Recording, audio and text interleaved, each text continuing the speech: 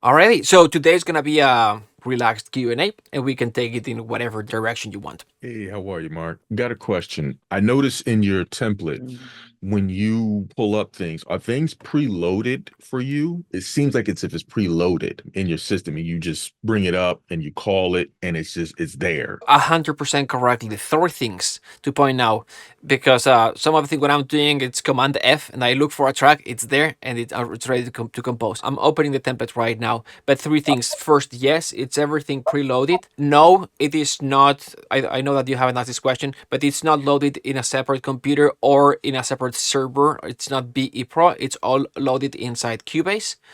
That's the first thing. Second, because the amount of tracks, I wouldn't be able to have all the tracks actually loaded all the time. So enable disable is what I use. I have all the tracks loaded but disabled, and so when I open my template, generally opens fast because this is actually not loaded on RAM. And then the third thing is I've got all the tracks usually hidden. I start with a template that looks small. It's everything is loaded, deactivated, plus hidden. And so I Command F or Control F, look for a track. It shows up as soon as it's hidden. When I look for a track and I hit enter, it shows up. Unload it, I press V, it activates the track, and then I start composing. Sometimes I'll look for the track is already active because I've used it earlier, and I don't have to do the last step, which is activating it. The second thing I was looking at was that when you did the villain, I wanted to ask you, when you were doing that, what approach is it like when it comes in terms of chords? Are you looking to, that gives you that feel, the progressions, the type of chords? Like I noticed you use like a lot of bass, things like that are very aggressive, the horns, stuff like that. So then how would you then split out your voices and stuff like that when you start to composing in that range? Yeah, it's a great question. So chords are going to be a combination of minor and diminished or minor and augmented chords type of things. Usually we're gonna connect them by thirds, so no kind of like diatonically connecting like 4-1 or 5-1, things like this. Generally, it's going to like neighboring tones. It's going type of progression is gonna be more common, and going from those neighboring tone progression from a minor chord to a diminished chord is gonna create that kind of feel. Low brass, low woods, tremolo strings for the melody. It's going to be very typical. And if you want, what we can do is we can actually read at this guy. So this is a combination of hero and villain. This is not what you have asked. This is hero, villain, melody. Very chromatic, extensive use of dissonances, half tone and tritone. So with the melody, what you want to do is you want to emphasize those tones, those intervals that are characteristic of that chord, but those intervals that make that chord darker. Let's improvise something real quick.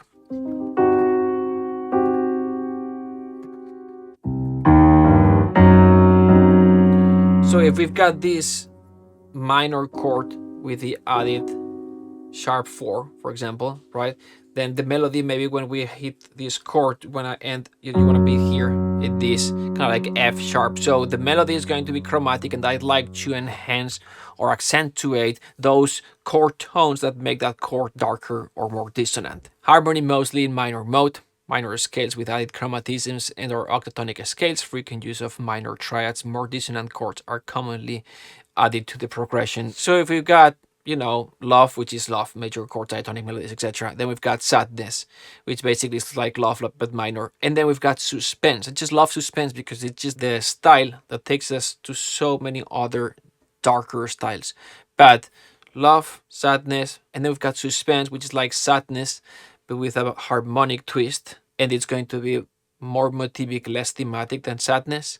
Then I like to see villain. It's going to be like suspense in terms of like harmony, but in terms of orchestration, it's going to be way more exaggerated. So it's going to be bigger. We're going to have those low brass melodies and things like this. You're going to have big exaggerated hits. You're going to have, it's going to be more melodic, less motivic than suspense, and things like this. Let's take a look at this. So the concept, the main feeling that an audience should experience from villain music are danger and repulsion.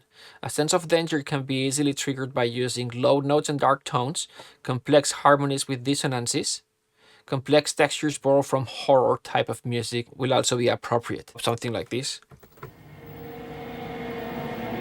kind of like a band cluster strings type of thing on top of it, just to add that borrowed from horror type of music, type of texture. So that's for the danger. In order to create a sense of repulsion, the easiest way is to have dissonant melody. Melodic material use minor seconds, chromatism, and tritones, also exotic modes including octatonic, minor with a twist will be frequently used. Dual tonality, having a dual tonality, one for the melody, another for the harmony, can be a plausible option that will create a sense of cognitive dissonance. So, and here's the kind of like the pure style definition. Let's just go back here to the piano a second.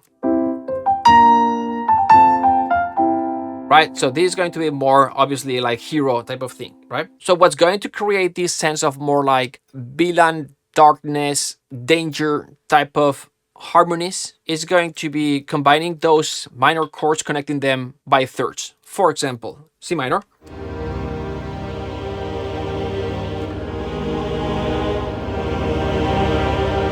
Just add the melody. So this was a C minor. Going to down a third, A flat minor.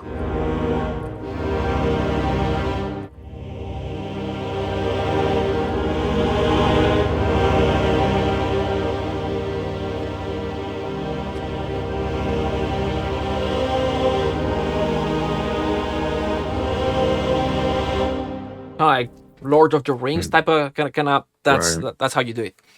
Minor chords connected by thirds, and then if you darken them a little bit more, then just okay, I get it. So just really trying to just build that tension in that scene. Okay, thank you so much. I appreciate that. Yeah. I just wanted to follow up on that. In the suspense style, if you're using counter melodies as a tool to give that kind of suspense twist, like you mentioned, where would you actually use the counter melody in? And would you harmonize it differently than the actual chords that you've used to harmonize the actual melody? Great question, Sam. Love it. No, it would be within the same harmony to answer the second question. And where would I have that counter melody? I like it in piano, that counter melody, subtle piano. So the instrument is piano, okay. But the actual arrangement, so perhaps not coming from the songwriting stuff. Not in the low register. I generally like it having underneath the melody, so in the mid register, kind of like in between, kind of like the background and the melody sometimes, but sometimes also in the high register. But generally, that counter melody is going to be a little bit more motivic, and it's going to be more like a complement to the melody in a way. Kind of the melody stops, then we have kind of like a counter melody, and then the melody comes back, kind of thing. And you would use it like if you were using the song form of AABA, perhaps. So you'll repeat that in the song form as well later on. Most likely, I would go like, so let's say, for example,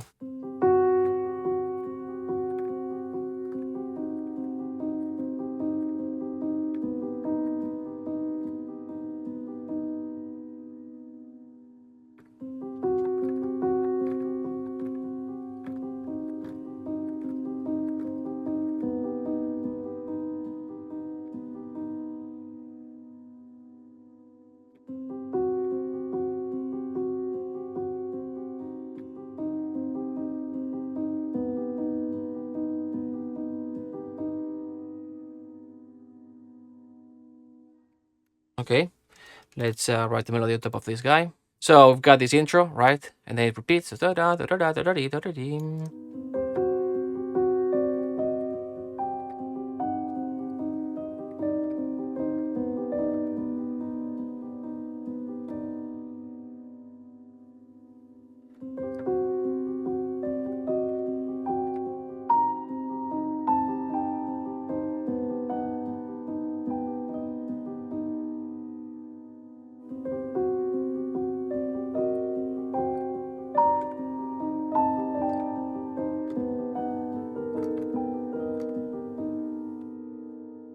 There you go.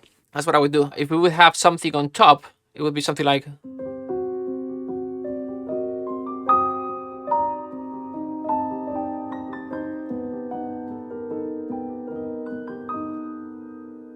Kind of thing. Those are more like decorative gestures that derive from the melody. Piano always works for suspense. Just sometimes when you're sketching suspense with piano, it already works because piano works and had a ton of reverb, which for this style works. Hi, Marc. When you get a project, what are some of the most important questions to ask? What I mean is, the guy who is making the game has no idea of anything about music. So I want to like squeeze as much of what he has in mind for an idea as I can, but if I get technical, then he won't understand what I'm talking about. And so, what are some general questions to ask in projects to know what to do? Well, first of all, congrats on that mindset, because that is the most important part on, when starting working on a project, is just getting an understanding of what the director needs, what the producer needs, or what the developer needs. So these are the things that I like to ask is like, do you have any soundtrack in mind? Or when you're developing this game, do you have another game in mind? I'd like the music to sound like this, like that, like what exactly? Because obviously you cannot get technical with them.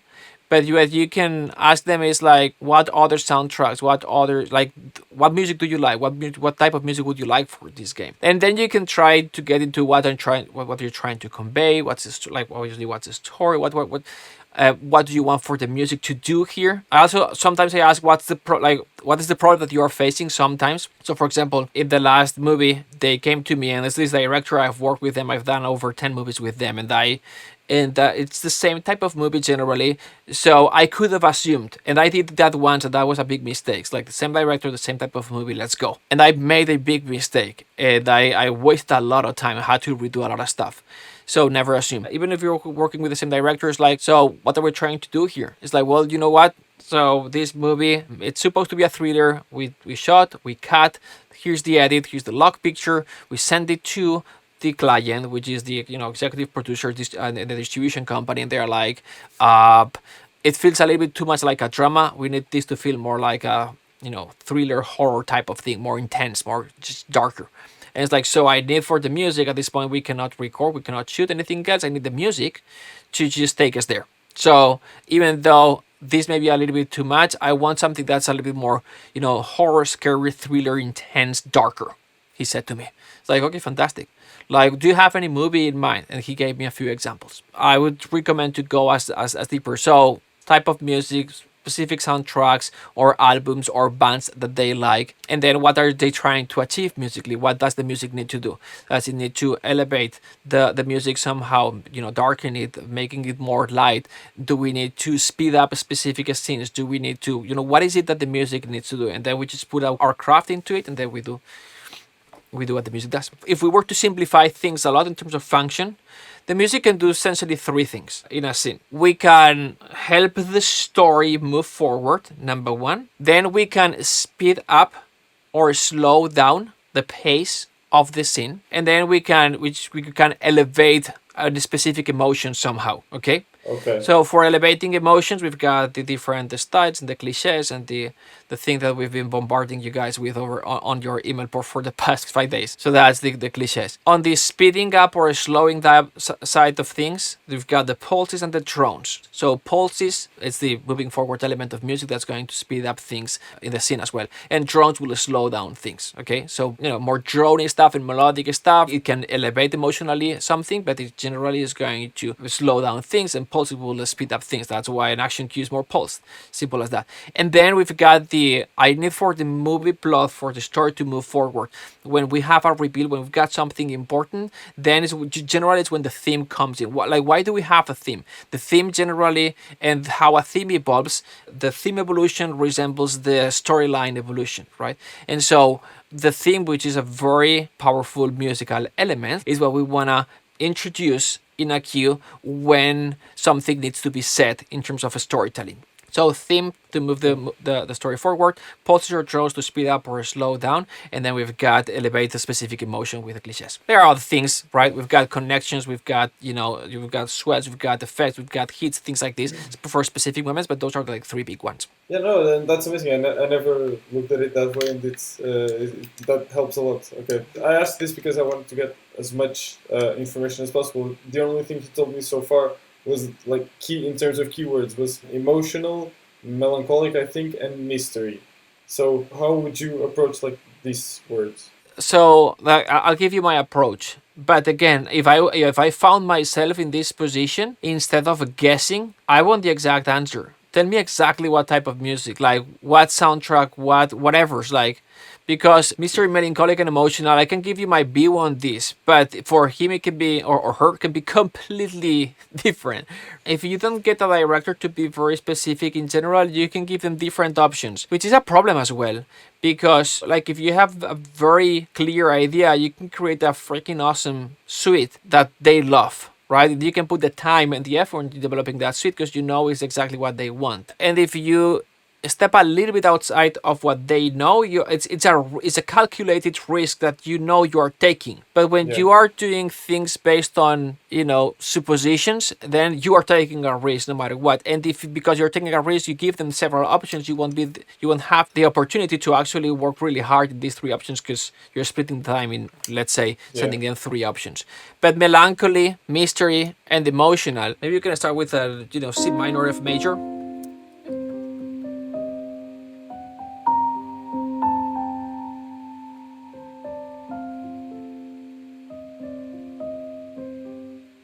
So maybe you can have that pedal chord while you are you've got this.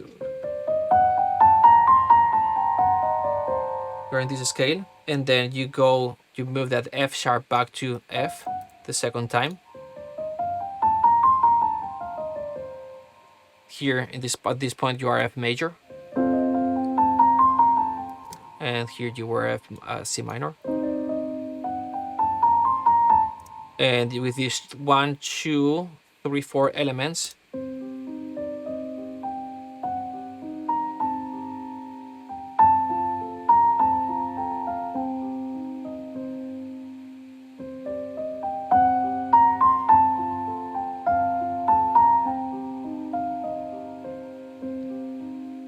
kind of thing. What I've done is mixed elements from the different styles that we discussed, right? Love for the emotional, right? The minor for the tint of sadness or melancholy, and then the F sharp for the mystery. No, and it's amazing how quickly you get there, because that already gives so much ideas to start with. So no, it's amazing. Well, I've got some white hair already, so I've been doing this for. And just my last question about this is, because most of the libraries I use are either the free ones or some cheap ones, I'm afraid that it might not be enough for like industry level if he decides to release it. Do you think it depends on the production, or do I need better libraries? I would go Museo, $9.99 a month if you could afford it, at least for a month, and then you can work on that project. I think they offer 30 days free as well, and it's the most affordable thing with Pro Sounds that I can think of. But also the free template course that it's cinematiccomposing.com, free courses, the template course. I put together a decent sound, and you can go straight to the live scoring or the live composing, see if you like the sound of that template, and it's almost free, so you could replicate that with some free libraries. Okay, that's great. Well, thank you so much, Marc. My pleasure. Hey Marc, I am currently working on a adventure villain theme, and I have about a minute of music. I think it sounds really good how it is. However, I think that it could either just be done now, or I have this nagging urge to want to go further, that I could introduce a new theme, but I don't know if I should and if it would be too much. I could go further and I could do more, but that it would be too much and it would add more music for the theme than is necessary. What is this music for? I'm just writing it for the sake of writing it, I guess. I don't know. I heard a chord and it's got an idea going and I just kept writing with it. In that case, which is beautiful when you're writing music for yourself, in that case, you've got complete freedom. You could actually do whatever you want with your music. There's no rules, there's no limits. You could take it wherever your heart takes it. And the beauty about it is that you can go as experimental as you want, that you may discover something that teaches you, that becomes part of your voice. And I love it, just writing for the sake of writing. Now, if this was library music or you're scoring a specific scene, if you are doing this for to create a demo reel, or then we got some boundaries. Yeah, thank you. Yeah, go for it. Go for it. I would say if it's for you, I would say have fun. Hey, Marc, how you doing? Good, thank you. How are you? Okay, I'm good. There is that Kontakt Script that works with cinematic strings that you showed in one of your things. Is that downloadable somewhere? Absolutely. And the cool thing, it's free. It seems amazing. It is amazing. I'll show you a couple of tricks. CSS Control Panel is called. This Alex, John, Ernest, Vincent, and it's here. We just download it down here. And then you would go here to your CSS. See that I've got, and this is a trick that I wanted to show. So I've got Violins 1 Legato CP control panel, which means that in this case I've got the control panel here. The way to install this is you're gonna click this KSP button here. You're gonna go to preset. I think you had to put it somewhere in your computer, depending on if you're Okay. it's Yeah. it'll explain in the, and then you just load it here, and that's it. Boom, it'll load. This is great. It is fantastic. It works as you know it works. I've showed it several times, but it adds one extra step, right, in your composing workflow or process. And so this is beautiful, and it's great, and it's fantastic for legatos specific, especially. It also does great for staccatos, but because the staccatos inside Cinematic Studio Strings, they all have, no matter if it's a short spiccato or a staccato or marcato, they all have the same latency or delay. I do not use it for staccatos. I prefer to avoid that extra step. So for legatos, I have the CP. For shorts, I just have the minus 60. It's actually minus 50, but I like it minus 60 milliseconds for the Cinematic Studio Strings. And is it CC13 turns it on and off? Is that You got did exactly. I remember that right? Yes, it's a CC13 is the one that does this, which is Toggles on. exactly as I'm playing, toggles down to 13 and then up for activating the engine. And you Otherwise, just play and it compensates. no, you deactivate, you play, and when you are playing, there's still the native CSS latency, and then when you activate and play back, then it's when it compensates. Okay. The engine needs time to think, right? If it's recorded, the engine knows what's coming, but if it's not recording, it doesn't know what you are going to play. Got it. Well, thank you for that. Hey, Mark. So it's very cool, by the way, what you're doing, and I love these sessions. So I was wondering, how do you handle cues where you initially don't know at all what you want to do, including you don't know the tempo, right? So you can't really map out the beats yet and everything. And so I was wondering if you just start playing off grid and tempo map it later, or re-record it later, or do you do any kind of off-the-door research first, where you, I don't know, watch some stuff or figure some stuff out, and then you go to the door back once you know better what you want to do? For film scoring or for just for standalone music? For film scoring. Okay, so it's a really good question. It's very appropriate since we just launched the program. So the process to me is, number one, I'll watch the movie. I'll take notes. I'll understand the structure. Before doing the spotting session, we'll talk about this in a second with the director, but for me to understand the structure, and when I'm analyzing the movie, I want to know two things. First, the structure of the movie, which generally revolves around, like hero's journey structure or the 3-act narrative, one of these generally. But it's just understanding the structure, like what's going on. Generally, it's going to have 3 acts, kind of like presentation of the characters, etc., the story, the setting, that, and then at the end of the first act, we have a conflict. The second, the long act, is where the conflict develops, it climaxes, and then the third act, kind of like resolution or hero's journey, something like this. Understanding the structure first, so that's important to write in the cues, which I'll explain in a second. But we've got the structure first, now we understand this. And second, layers. Generally, a story is going to have 3 layers. First layer is going to be the obvious story, that what's happening on the screen, basically. The second layer is the growth of the main characters or the main characters of the story, and then the third layer is going to be like the philosophical, the thing that you get as the viewer, how you have grown after watching it. And so once you understand this and you put it in a matrix in a way, then the next step is going to be coming up with a musical concept. At this point, we still haven't written any note of music. And coming up with a musical concept is going to be kind of like still a hypothetical, theoretical, musical idea of what you want to do. Okay, so this movie goes, it's about this, and I think musically we could have this type of sound or instrument or chamber, and it's gonna evolve like this. And as the storyline progresses in the second act, when this happens, then this, musical concept, theme, motif, chamber, whatever, it's going to evolve like this. And this is the musical concept. Then I'll sit down and I'll start working on that concept, right? If, for example, it's a solo cello 3 notes motif that evolves a specific way, melodically and timbrically as the movie evolves, then I'll start experimenting with that. I'll come up with something and I'll test the different iterations of this. And that can be like the musical concept. So watching, musical concept, and then the suite.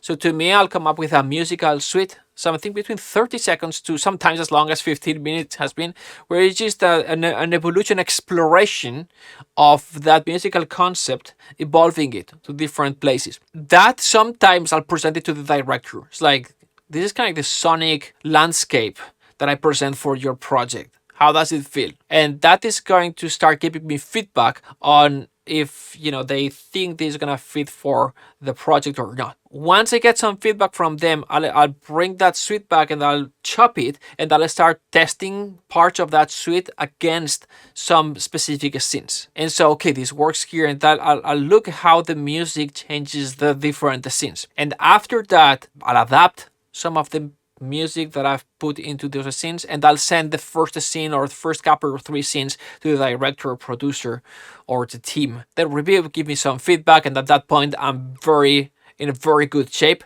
and then we'll do the spotting session. Okay, let's sit down and let's talk. Sometimes the spotting session comes even before sending any music, but sometimes I've sent music before the spotting session. The spotting session is going to be generally it's a very long meeting. So the shorter ones that I've seen is 4 or 5 hours. Generally, what we're gonna do is we're gonna split the movie in different reels. For example, if we've got 90 minutes or 2 hours of movie, then we're gonna split in like 20-25 minutes reels. And then we're going to have a spotting session per reel. Sometimes we can do the entire movie, but it goes forever and it's very intense. Do the spotting session, and the spotting session, you'll end with a document, and this is going to start answering your question. Hopefully, you're going to have all the cues based on discussion with director. You're going to have the ins, the outs, and most importantly, the notes. Okay, it is an old document. I don't want to go into my drive and look for one. It's gonna take me a few seconds. So this will do. So a spotting document where you'll know all the cues that need to be written, how much music in and out, and the total of music, and then the notes from the director based on the discussion that you had in the spotting session. And then you're gonna put this in the QDB or whatever it is that you are using to organize the work for the movie and your team and everything else, and you'll start working. And you know that you have to write 60 minutes of music in the next 30 days or whatever, right? The next 60 days or 90 days, that you can have a recording or not, that you're going to need this type of orchestra or not. And then you're gonna start composing. If you're recording, then you're gonna need to allocate time for orchestrator, for recording, and for mixer, and then to conform cue and send to dub. But that's kind of like how it works. Then cue by cue, what you're gonna do is you're gonna set the video. So you're gonna load the video file. It's gonna be up here. I like to have control over music, dialogue, and sound effects here, so I can quickly mute things. And then I'll set the markers. Okay, here's where the music is. Boom, whatever, right? Here's where the music out, so marker out, and then you're gonna watch the scene, and you're gonna set all the markers, and I talk about this in the program. We talk about conflict release structure, and at the macro and the micro level. Once you've got all the markers, then you're gonna fill the tempo first, you're gonna set the tempo later, and then you're gonna adjust the tempo for the markers to kind of like match the beats if you need for the music to change specific moments. And after that, what I do is sometimes I adjust the time signatures if I need for the musical change to be in a downbeat, and sometimes you can have 4-4-4-4-4-4, 3-4-4-4. So just adjusting the structure. Now you've got markers, you know what the music needs to do. You've got the set tempo with a micro adjustments of the tempo for the tempo to fit the markers, and then sometimes the time signatures. And with that, you've got the skeleton. You can start composing. At this point, it's all craftsmanship. You've got the themes, the sounds, the timbre, because you've worked on the musical concept, the suite. You know all the cues, and in this specific cue, you know the structure, and you've got all the skeleton ready with the markers and all the tempo. And it's just a matter of taking those musical concepts, those musical elements, and putting them here in a logical way to do what we've described earlier. It's going to be either elevate emotionally, speed up, slow down, or move the story forward. If you're not sure about the tempo yet for a scene, would you just kind of play off grid, so to say, and just kind of figure out what the tempo would be, and then, or do you kind of decide on the tempo before you even start? That's a great question. I would say if you're experienced, you can do that. Like you can like, okay, I know the tempo. Let me just feel the tempo. And even if you're not experienced, you may get it right the first time in terms of like what's the right tempo, because you've watched so many movies and you've got all these cliches and conventions, like what is expected, right? At the beginning, the cliches, they're like the Hollywood Golden Age, or the earlier days in film scoring, the cliches came from the opera days. And so that's what the audience were used to, and that's what translated to movies. The music, like film music, has evolved over the years. And we, as a more modern audience these days, we are used to what we've been hearing over the past 10, 20 years, right? That's what's expected. So just feeling the tempo and try to guess, it's completely valid. The other option is all these kind of like standards and cliches have been documented, right? And the composing recipe is just one big book that documents the typical things that are done to sound like this specific style or whatever. And it's just by following those, it's gonna give you a good starting point. So if you are looking at this scene, it's like, okay, cool, this is suspense, this is tension, it's like, what's a typical tempo? Boom, it's in the PDF. And you can get started with that. But sometimes there are some other styles that the range is so, it's like from 40 to 200. It's like, okay, that doesn't help, right? So that means that the style could go. But yes, you can feel the tempo or just go with a typical thing, or you can break the rule and make it work anyway. Sounds good. Thank you so much. Lorenzo? It's just a few follow-up questions. I was playing around with the idea of what you were saying about the chords to use, but I was also thinking about what would be a good instrumentation. When you think mystery particularly. Good point. What would be the instrumentation? This is going to sound, first, I'm going to start very generic, okay? I'm sure we all agree that you cannot go wrong with piano and strings. And sometimes I like to replace the strings just with more reverb in the piano. So sometimes just the piano will work. Now, this is extremely generic, but sometimes it's what's needed. How big or small does this need to be? I think it's relatively small. Why? Is it because the game or... So what I mean, that it's usually relatively short scenes. Mhm. It's like a continuous track that goes in loop, but it's not very long, and then it adapts to the choices and to the story, but it's relatively short scenes. Okay, let me see.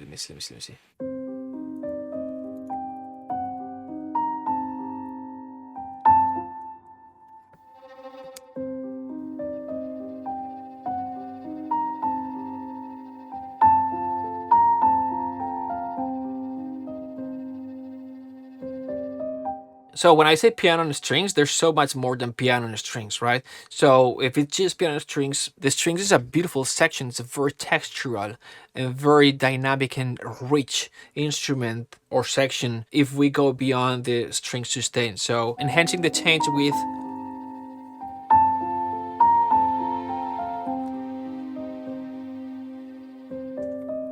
Okay, cool. So that was string sustain. Flautando, so violins 1.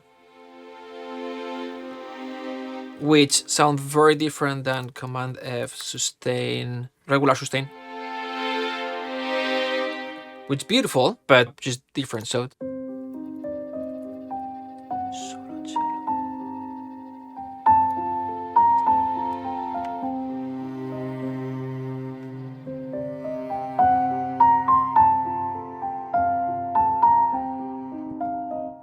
I got a little bit crazy here, but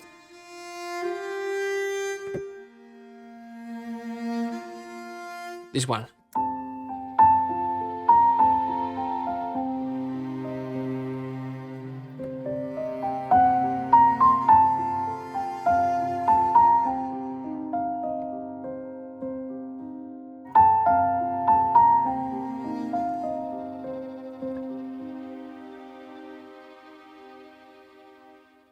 See.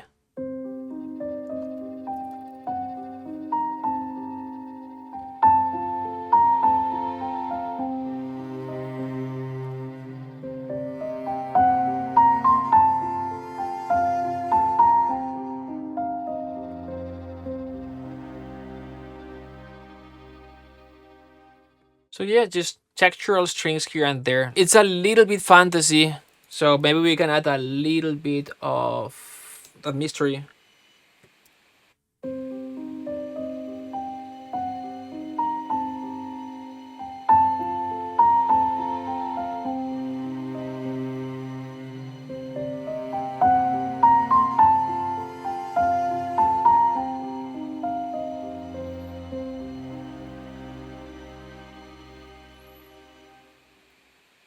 have to work on this, but just that adds a little bit of Yeah, but evidence. it's a good reference. Yeah, when you were saying earlier about looking at the instruments used in the list of the template, was it the free template course? Yeah. Yeah. Okay. So, and just one last question. It's a bit more technical, but I don't know if you can help me with this. Because my computer doesn't have that much space, I often have trouble with some heavier plugins. So I use an external drive, but sometimes they either don't load correctly or whatnot. Is there a way to work around that? Yeah, so these days external drives, USB 3s are perfect. So if you don't have a space in your computer, like hard drive space, an external hard drive will do, and that's still portable. But an SSD, external USB 3 hard drive will solve your problem. But that's what I mean. I have this external drive. It's a SanDisk one of 2 terabytes. But I'll give you an example. Do you know that plugin from Native Instruments, Fables? Mm-hmm. Okay, because it's very heavy, it's like 70 gigabytes. Takes a lot of time loading, and when it does, it doesn't work correctly a few times. So when I'll be selecting a preset, and just one of them will work. And I don't know if it's because I'm using an external drive, or because of the plugin, or because of the computer. Yeah, it can be a combination of all these things. It also depends on how fast your computer is, what CPU are you using, right, how old it is and all that. The way to help that is going to be to increasing the buffer size. That is going to give the processor in your sequencer, your DAW, increasing the buffer size. That's going to give your CPU more time to process all those CPU intensive plugins, synths, samplers, etc., instruments. And so that can be a solution. Yeah, this is very important as a composer when you are composing, to be able to lower that buffer the most possible, because the lower the buffer, the less latency when you are playing. And bigger buffer, it's going to solve many CPU problems, but it's also going to increase the latency, which can be a little bit painful sometimes. So I lower the buffer when I'm not using CPU intensive plugins or synths, and then I decrease buffer when my template is more unloaded. Okay. Thanks. Marc, go ahead. I'm new here. This is my first time here. I'm 14 years old, and I only have one question. I need information for music for a comedy play. They have asked me to put music to the change of acts, but I don't know its structure, how it can be orchestrated, and what can its tempo be, and how long should it last, more or less. Okay, it's a great question. First of all, welcome and thanks for joining. To answer this question, again, the same thing that we discussed earlier, we need more information. First of all, it's a comedy play. It's music for change of acts. How long are those changes of acts? What does the music is expected to do? Does the music need to be connected with anything else, like musically speaking? Do you have to develop themes that have been used during the acts? So do you have information in regards of anything that can give you an idea on what type of music to compose? Only of... Lo siento, ¿podría hablarte en español, por favor? Es que estoy... dale. Okay, I'll translate. Vale. Sí, dale. Vale, gracias. Me han dicho que únicamente tiene que ser, pues, mientras cambian el fondo de la escena y tal, simplemente de fondo, que no me ha pedido nada en concreto. Supongo que tiene que ser, pues, con la base de comedia, solo que no me han pedido nada en concreto. Okay, so he's saying that it's just background music while they are changing the scene with a comedic like bass or foundation. What I would say is, like, it seems, unless they have a very specific idea, they want something very specific, I think that you've got quite a bit of freedom in that case. The music, it's going to be important, but not dramatically important. So you've got quite a lot of freedom, and you can experiment and have fun. In this, like, in a project like this, I would, create the type of music that I want to create and have fun with the project, because you're not tied to specific dramatic demands or structure other than how long the piece needs to be. It has to be, I guess, entertaining, to keep the audience active, and to fill a kind of like Aurora Bakwi gap in between acts. So just in this case, what I would say is that the good thing is that you've got all the space available. It's not like music under dialogue that doesn't have to interfere with dialogue. No. Like when you're scoring a scene, you've got all the space. You just make something that is big, loud, comedic and fun, and that you like. Vale, gracias. Alright, un placer. Un abrazo. Igualmente. De España, ¿no? Sí. Okay, everyone, thanks so much. Again, as I say, thanks so much for your time, for being here today. I hope that you found value. It was a lot of fun to me. Have a great rest of the week. Enjoy the weekend, and I'll see you next week.